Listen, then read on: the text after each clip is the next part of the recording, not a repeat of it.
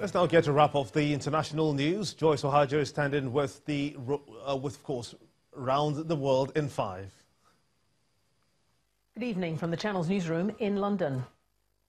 A huge fire has engulfed a high-rise building in the Bangladeshi capital, Dhaka. Dozens of people were trapped and some were seen jumping from windows to escape the heat. Danny Vucinovic reports. Panic as smoke billowed from the building. Flames could be seen on at least 2 floors of the skyscraper. Firefighters battled for several hours to bring the blaze under control. Eventually, they reached those who were trapped, bringing them down on hydraulic platforms as hundreds of people watched from the street below. Witnesses say they saw people scaling the building after jumping out of windows. One person slipped before hitting the ground. The cause of the fire was not immediately known, but it again raises questions about safety standards in the country. Last month, more than 70 people were killed in a fire in the capital's Old District. The latest tragedy has claimed at least 19 lives. It's feared that figure could still rise as firefighters search the building through the night. Danny Vucinovic, Channel's Television News. More than 10 people have been killed and over a dozen injured by a bomb in the Somali capital, Mogadishu. A car packed with explosives was detonated on a busy road near a hotel and crowded restaurants. Most of the casualties were diners. A gunman has killed 2 people in the U.S. city of Seattle. He critically injured a woman and a bus driver before shooting dead a man, stealing his car and causing a fatal crash. Police arrested the suspect after a brief standoff. His motive wasn't immediately clear. Special forces seized a small tanker which was hijacked in the Mediterranean Sea. Migrants who'd been rescued took control of the vessel after they were told they were being returned to Libya.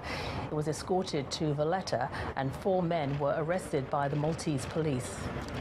The UK government is hoping to hold a new vote on Theresa May's Brexit deal tomorrow. The Prime Minister has offered to resign if lawmakers back her deal. It's already been rejected twice, but without support from the Democratic Unionists, it still may not get through. The European Council has agreed to an extension until the 22nd of May, provided that the withdrawal agreement is approved by the House of Commons this week.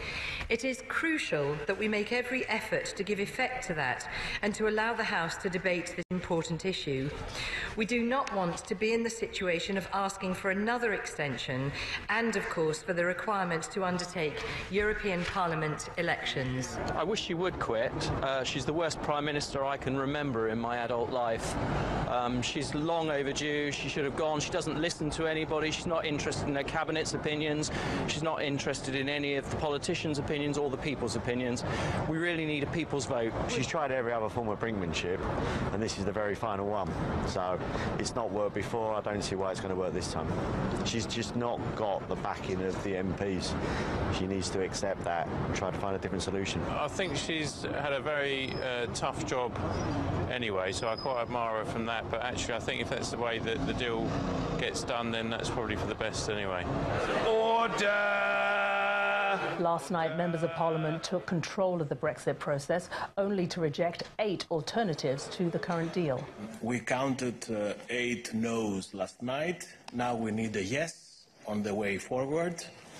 If the withdrawal agreement is not ratified by the end of this week, Article 50 will be extended to 12th of April and is now for the UK government to inform us about how it sees the next steps. A hair-raising moment was captured on CCTV in Turkey. 3 men raced to stop a large outdoor umbrella from falling over in windy weather. But the gusts were so strong, it lifted one of them about 3 meters into the air. He managed to jump off without being injured, but another man was hurt when the shade came down. And finally, Israeli researchers say they've discovered the world's longest salt cave near the Dead Sea.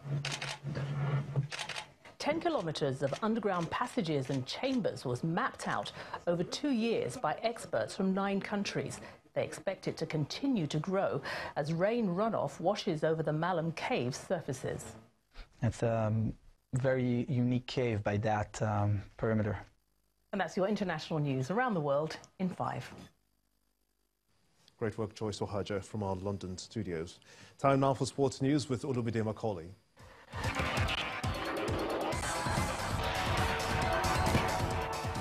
Thank you, Gimba. Hello and welcome to Sports News.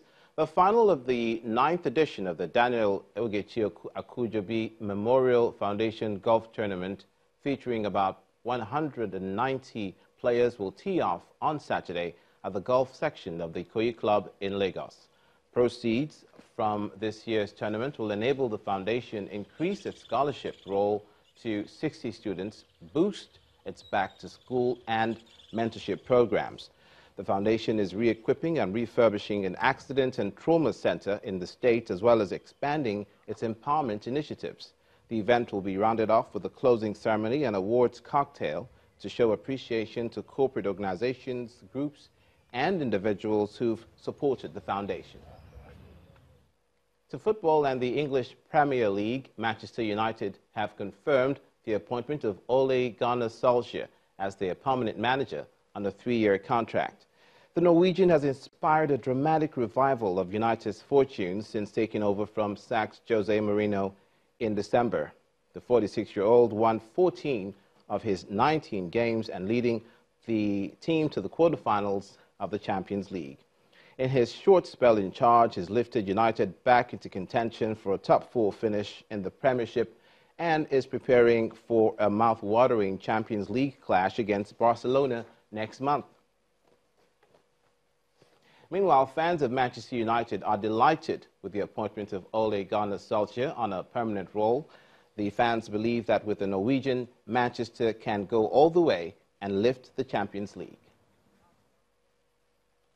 Period, and then when Ole was brought in, you brought back the feel-good factor, and you could see with the fans, everyone's been generally happy. You can even see with the players playing a bit more positively and playing more attacking football as well. So he has brought a good breath of fresh air to the club, and we are all delighted as United fans. No, I don't agree with it. I would wait till the end of the season. Let's see where we are. We've already sacked 3 managers. Moyes, Van Gaal and Mourinho's out the door. Definitely. You know, I mean, we're just going to see that, like, I mean, it's just a family member coming back to where he used to be. Yeah, of course. Look, the last few games, it's perfect. That's the United I want to see. And well deserved. And if it does go wrong, it goes wrong. We're all praying it doesn't. They've given it a go. The board's picked the right man this time, with someone United in the heart and in the DNA. That is where we leave it on Sports News. The News at 10 continues.